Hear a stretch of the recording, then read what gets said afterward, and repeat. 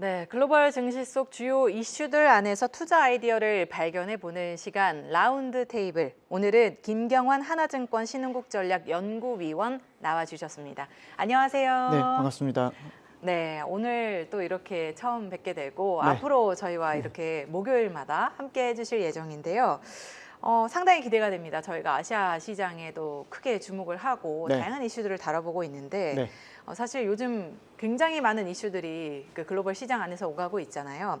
먼저 트럼프 대통령의 대중 제재로 인해서 수출 불확실성이 상당히 커졌습니다. 이런 상황 속에서 엔비디아가 이제 네. 오늘 새벽이었죠. 예상치를 웃도는 2분기 실적을 발표를 했습니다. 뭐 아쉬웠다는 이야기도 있었지만 그래도 컨퍼런스 콜에서 나온 젠슨왕 CEO의 중국 관련 발언을 한번 살펴봐야 될 것 같아요. 사실 그게 크게 네. 또 주가의 향방에 영향을 미친 것 같거든요. 네.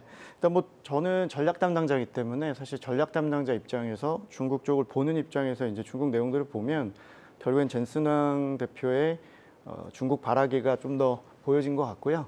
뭐 물론 기대와 함께 아쉬움을 좀 표면을 한 것 같습니다. 작년까지 거의 150억 달러 정도의 매출을 일으켰던 중국 시장이기 때문에 설사 올해 하반기에 출하가 되더라도 H20 관련된 매출을 반영하면 사실 작년 대비해서 한 4분의 1밖에 안 되는 규모고요.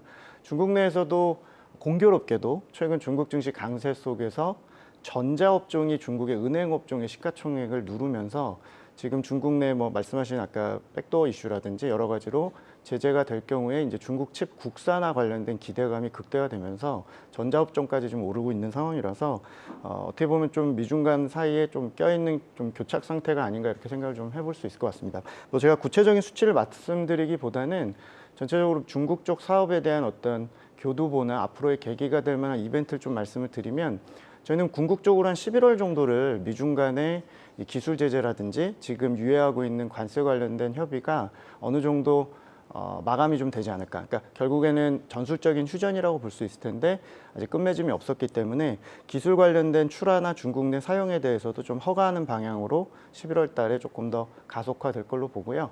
중국이 지금 칩 국산화율이 사실은 40%밖에 안 되기 때문에 결국에는 엔비디아가 필요하고 궁극적으로 과정 자체 방향성은 내년까지는 중국도 시간을 벌어야 되는 입장에서는 엔비디아 지원 쪽으로 좀 가지 않을까 이렇게 보여집니다. 그러면 어쨌든 연말까지는 좀 어느 정도 이슈들이 정리가 되고 미중 네. 갈등 상황이 이제 다소 이제 해소가 되지는 않았겠지만 이제 어느 정도 사그라들면서 이제 우리가 연초로 들어가면 좀 기대해 볼 수 있을 만한 시점이 될까요? 시기적으로는 저는 양쪽이 기술 제재를 좀 어느 정도는 일단락을 시켜놓고 가는 시점을 4분기로 좀 보고 있고요.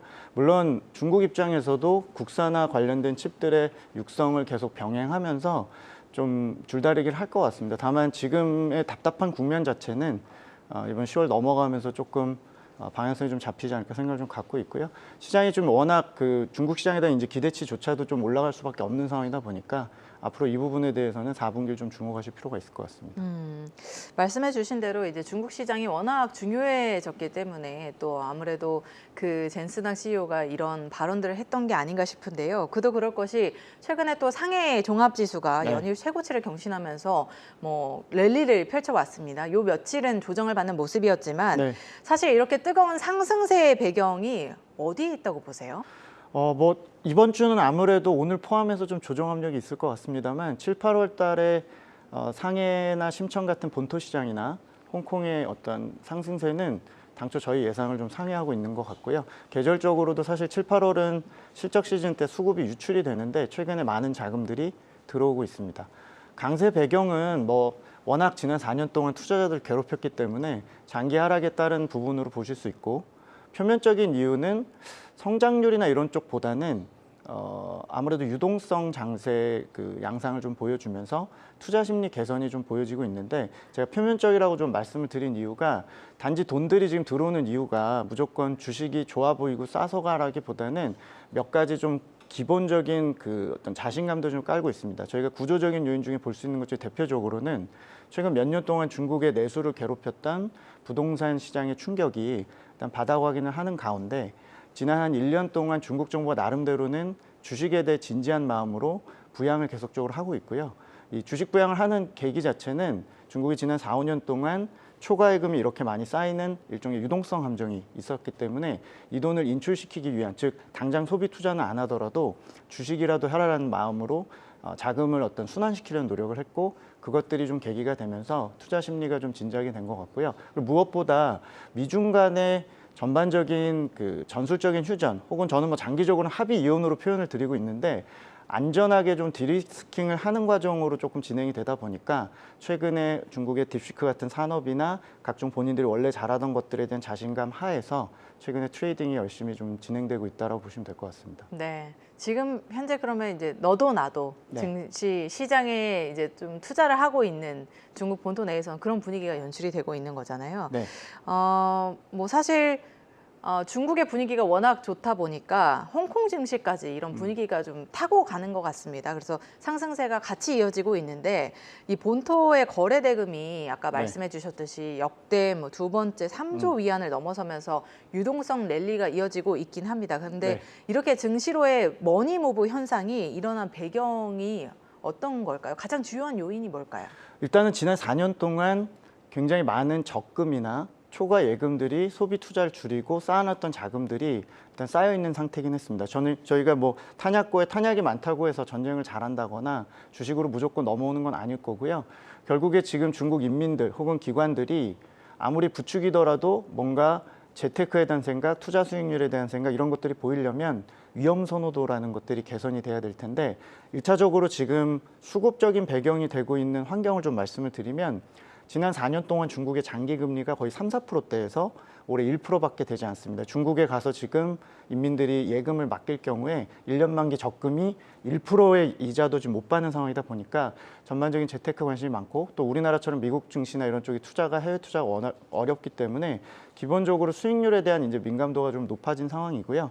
뭐 미중 관계가 이제 더 이상 나빠지지 않는다는 기대감, 최근에 피지컬 AI 쪽이라든지 각종 제조업 쪽의 성과, 물론 마진이나 이익 관련된 기대라기보다는 전반적인 산업에 대한 애국심이나 전반적인 자신감들이 생기면서 최근에 배당주나 안전한 자산으로 시작된 자금들의 이동이 이제 예금이 어떤 적금이 이제 깨는 과정에서 일부 이제 성장주라든지 앞서 말씀드린 중국판 엔비디아 같은 일부 AI 칩이라든지 제약바이오라든지 약간의 그런 좀 모습을 보이고 있어서, 기본적으로 저희 결론은 단기적으로는 좀 과속이라고 보여집니다. 이게 여러 가지 미래를 좀 땡겨오는 측면이 좀 있기 때문에, 다만 지금 기반이 되는 수급적인 환경은 워낙 지난 4, 5년 동안 중국이 주식을 매우 안 했던 국가이기 때문에 그런 쪽에 수급의 자신감들을 좀 깔고 자금들이 좀 들어오고 있다고 보시면 될 것 같습니다. 그러면 수급적으로 이제 앞으로 하반기까지 이런 탄력들이 좀 이어질 수 있는 건가요? 왜냐하면 중국 증시의 강세가 채권 가격 급락으로 이어지는 흐름이 나타나고 네. 있거든요. 따라서 뭐 남은 하반기에도 네. 채권이냐 주식이냐 네. 어떤 게 승자가 될지 좀 네. 궁금하네요. 그러니까 사실은 중국 채권 시장까지 우리가 굳이 관심을 가져야 되냐고 생각할 수 있고, 주식과 채권 얘기를 제가 드리기에 앞서서 중국의 장기 금리가 몇 프로인지도 사실 저희가 헷갈릴 정도로, 저희가 연준은 정말 미세하게 현미경으로 보고 있고 CPI가 몇 프로인지, 미국 국채 금리가 몇 프로인지 너무 잘 아시지만, 현실 세계를 사는 우리나라 입장에서 모든 재화나 상품들의 제조는 중국이 담당하고 있고, 공급 과잉과 유동성 함정 때문에 중국 장기 금리가 장기적으로 빠지는 과정에서 글로벌 시장에 악재로 작용을 했습니다. 그래서 당분간 중국의 국채 금리 좀 보실 필요가 있는데요. 중국의 국채 금리가 앞서서도 굉장히 많이 급락했다고 말씀드렸고, 올해 저희가 중국 주식을 감히 추천을 드렸던 이유가, 장기 금리가 이제 바닥에 왔다, 더 이상 빠지지는 않는다는 거는 돈의 회전이 이제 슬슬 바닥을 확인해서 돌기 시작했고, 장기 금리가 오를 때 오히려 주식이 된다. 그러니까 채권 금리를 보시면서 주식을 충분히 트레이딩 하셔도 된다고 말씀드렸고요. 최근엔 심지어는 주식이 채권을 압도하면서 채권으로 묶였던 채권형이나 고정금리 자금들이 아까 많다고 말씀드렸는데요. 이 돈을 이제 빼서 롤오버하지 않고 주식을 하겠다는 자금이 빠지면서, 주식에는 이제 더 이상 잃을 게 없고 얻을 게 많은 자금이 들어오고 있고, 채권 입장에서는 예금을 굴리기 위해서 채권 쪽의 수요가 좋았지만 최근에 채권 자금이 빠지면서 주식으로 이동을 하고 있습니다. 저희는 3분기까지는 주식이 압도적으로 수급이 유리하다고 생각을 하고 있고요. 이제 4분기부터 장기 금리가 이미 어느 정도 오른 다음에 중국 쪽에서도 이제 주식 대비의 가성비를 좀 따지게 될 거고, 하반기 전체적으로는 주식으로 넘어올 자금이 사실은 훨씬 더 많은 상황이기 때문에 과열은 걱정하지만 기본적인 수급에 대한 부족함에 대해서는 주식이 훨씬 유리하다고 보실 수 있을 것 같습니다. 그래서 최종 승자는 결국 수익률로는 주식이 될 것 같은데, 이 템포라든지 이런 것들은 조금 예측하기 어려운 부분이 있어서 큰 틀에서는 중국 쪽의 채권의 약세 흐름을 보실 필요가 있을 것 같습니다. 네. 일단 하반기에 주식이 단연코 승자가 될 것이다라고 말씀을 해주셨는데 그 안에서도 이제 채권의 흐름은 체크를 해가면서 네. 투자를 해보는 게 좋겠다라고 말씀을 전해주셨습니다. 그러면 이제 그 안에서도 우리가 어떤 종목에 투자를 해야 되느냐 그게 가장 중요한데요. 사실 우리가 중국 주식의 종목들을 잘 알고 있는 건 아니기 때문에 네. 이제 그렇다면 어떤 게 지금 가장 유망한지 잘 아이디어를 얻기가 힘들거든요. 네. 혹시 관련해서 추천해 주실 만한 종목들이 있을까요? 일단 제가 전략 담당자니까 지수나 업종이나 종목 차원에서 조금 순차적으로 간단하게만 말씀을 드리면 일단 현 시점에서 중국에 혹시 관심을 가지신다면 사실 지수를 투자할 만한 타이밍은 조금 아닌 것 같습니다. 저희가 이제 9월, 10월 달에 일부 이제 어떤 최근에 수급 과열을 조금 조정하는 시기가 좀 있을 것 같고요. 뭐 장기적으로 저희가 내년까지 중국 지수는 좋게 보고 있습니다만 현재 투자를 하신다고 했을 때는 업종이나 종목에 좀 더 포커스를 맞춰야 된다고 생각을 갖고 있고 지수를 혹시 하신다면 홍콩의 항생테크 같은 기술주들이 많은 지수들이나 본토의 상해 과창판이라고 하는 반도체 관련된 투자하는 스타 50이라는 인덱스를 좀 지켜보실 필요가 있을 것 같고요. 업종의 경우는 사실은 저희가 오늘 구체적으로 말씀드리기 좀 그렇지만 중국의 구조조정 관련해서 친환경, 그러니까 즉 태양광이나 배터리, 전기차 관련주들, 또 중국의 시클리컬이라고 얘기할 수 있는 소재 산업재 관련된 종목들이 있는데 사실 거기까지 투자하시지 않을 거기 때문에 전체적으로 지금 밋밋한 흐름인 CSI 300 지수라든지 이런 쪽을 대안 투자로 좀 보시면 될 것 같고요. 종목의 경우는 저희가 커버하고 있는 종목들이 소비나 뭐 다양한 영역이 있습니다만 홍콩 쪽에 있는 팜마트나 이런 신소비 관련주들을 좀 긴 그림에서 이번 이제 연말까지 지수보다는 종목 쪽에서 좀 보실 필요가 있다라고 추천을 드리고 있긴 합니다. 네. 그러니까 지수보다는 종목에 집중하는 게 좋을 것 같다라고 말씀을 해주셨고, 뭐 최근에 중국판 M7 종목들이 다시 오르고 있기 때문에 네. 기술주도 괜찮다고 보시나요? 네, 연말까지 이제 한 4, 5개월 정도 놓고 봤을 때는 기본적으로 상대적인 가격적인 우위라든지 이런 부분들이 기술주가 지난 2, 3월 딥시크 장세 이후로 사실 굉장히 좀 밋밋한 흐름을 보였고요. 물론 이제 오늘 내일도 그렇고 플랫폼 업체들이 지금 실적을 워낙 나쁘게 가이던스를 제시했기 때문에 조정 압력이 있을 걸로 보여집니다. 조정 시에 조금 볼 수 있는 것들로 볼 때 기술주들이 아무래도 연말까지는 상대적인 우위라고 생각을 갖고 있고요. 뭐 기술주 안에서도 중국이 샤오미나 이런 BYD 같은 일부 하드웨어 쪽도 있을 것이고 플랫폼 업체들도 있을 텐데요. 조금 더 말랑말랑하고 플랫폼 쪽에 좀 가까운 알리바바나 텐센트 같은 종목 중심의 기술주를 좀 보실 필요가 있을 것 같습니다. 네, 좋습니다. 자, 이제 시장은 앞으로의 일정에 또 주목을 하고 있는데요. 오는 9월 3일에 예정된 전승절 행사에 아시아 증시 투자자들의 관심이 쏠리고 있습니다. 네. 우리가 여기 이 전승절 행사에서 어떤 포인트들을 집중적으로 눈여겨봐야 될까요? 사실 중국 내에서는 되게 큰 이벤트인데 외부에서 보시면 사실 좀 생소하실 수도 있을 것 같습니다. 이게 한일전쟁 기념을 위해서 80주년을 맞는 일종의 열병식 같은 것들이고 예전에 저희 뭐 박근혜 대통령 갔었고 이번에도 저희 국회의장님이 가시는데요. 전체적으로 이번에 그 어떤 회의 자체 전후의 장세를 중국 내에서 좀 지켜보고 있습니다. 이게 어떤 열병식이라고 얘기하고 전승절이라고 하는 이벤트 자체가 그 전까지 여러 가지 주식시장을 좀 부양하는 계기가 또 되기도 하고 최근에 뭐 저희 내부적으로도 실각성 얘기가 좀 있었습니다만 1인 체제에 대해서 더 공고히 하면서 군사력이라든지 파워를 좀 더 강조하는 자리이기 때문에 중국 장세가 좀 여기에 연동되는 경향을 갖고 있습니다. 그래서 사실 주식시장 관점에서는 전승절 이후에 중국 증시의 조정 가능성을 저희는 조금 보고 있는 상황이고 이걸 수치적으로 설명드릴 수는 없지만 이벤트 효과의 소진으로 좀 보실 수 있고요. 대외적으로 보면 사실 미국 입장에서는 약간의 빌런들의 모임이라고 보실 수도 있을 것 같아요. 그러니까 비서방권 국가들이 모여서 나름대로 이제 반대쪽에 어떤 그 진영을 구축하는 뭐 인도라든지 러시아 쪽에서 좀 그렇게 볼 수 있는데 전체적으로 중국 외 시장에서의 중국의 어떤 무역 지형을 구축하는 데 있어서 시장이 조금 위험 선호도가 개선되는 장기적인 좀 그림은 그릴 수 있을 것 같고 10월 당대회까지 중국의 이벤트들이 좀 연결되면서 중국 내에서 어떤 부양책보다는 구조적인 위험을 좀 낮추는 그러니까 미국에 대항하면서 우리가 이런 전열을 구축했고 그런 것도 좀 보여주기 시기이기 때문에 수급은 단기 악재지만 장기적으로는 중국 관련된 시각이 조금 더 어떤 내구력을 좀 확인하실 수 있는 계기가 될 것 같습니다. 그러면 시작이 이제 9월 3일에 전승절이고 네. 10월까지 이벤트들이 좀 이어질 것 같다라고 말씀을 네. 해주셨는데요. 네. 전승절 이후에 우리가 주목해봐야 될 이벤트는 어떤 것들이 있나요? 사실은 뭐 중국은 단선적으로 보면은 뭐 부양책이 나오냐 안 나오냐, 금리 지준율 인하하나 안 하냐 그런 것들 기대하실 텐데 사실 하반기까지 놓고 보면 강력한 추경이나 금리 지준율 인하 같은 이벤트는 좀 제한될 것 같고요. 10월 중순에 국경절 연휴가 끝난 다음에 사중전회라고 또 이것도 생소하실 수 있습니다만 당대회로 불리는 이벤트가 좀 있습니다. 이 자리는 내년에 시작하는 경제산업 5개년 계획이 설정이 됩니다. 뭐 중국의 로봇, 중국의 히토류, 조선, 방산 큰 그림들이 나오게 되고요.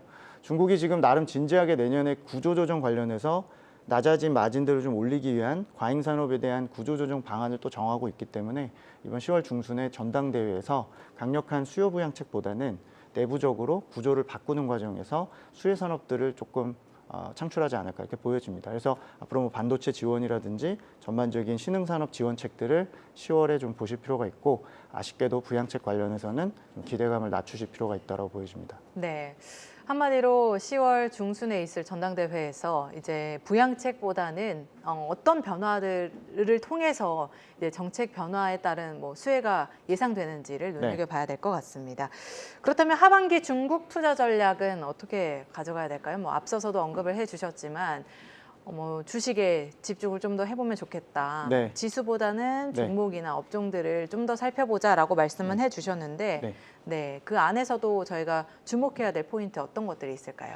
일단 큰 틀에서는 작년 8월, 9월 정도가 거의 2022년 이후에 조정 장세의 좀 바닥이었다고 저희가 보고 있고요. 중국 장세가 워낙 도깨비처럼 올랐다가 또 한참 잊고 있으면 또 한 번씩 에너지를 받고 있는 장세고 하단을 높이는 장세가 좀 유효하다고 보여집니다. 그래서 내년까지 놓고 보면 기회 요인이 여전히 크다고 보고 있고 기회 요인으로 제시해드리는 부분은 자체적으로 없는 주식을 채워가는 과정에서 가계의 포트폴리오나 로테이션 기대가 되고 중국 내부적으로 이익이 4년 만에 바닥 확인하는 산업이 많아지다 보니까 큰 틀에선 신흥국 내에서는 비중을 좀 확대하자고 의견을 드리는 부분인데요. 다만 단기적으로는 이번 10월 국경절 연휴 전에 지수의 조정 가능성을 좀 염두에 두고 있기 때문에 매수의 관점으로 접근하는 조정이라고 저희가 보는 시각이라서 일단 지수를 좀 보기보다는 종목이나 업종을 좀 스터디하시면서 보다가 10월 이후에 조정이 발생할 경우에는 내년을 고려하면서 확대하는 전략 그리고 CSI 300이나 혹은 조금 더 공격적이라면 항세테크 지수를 염두에 두시면서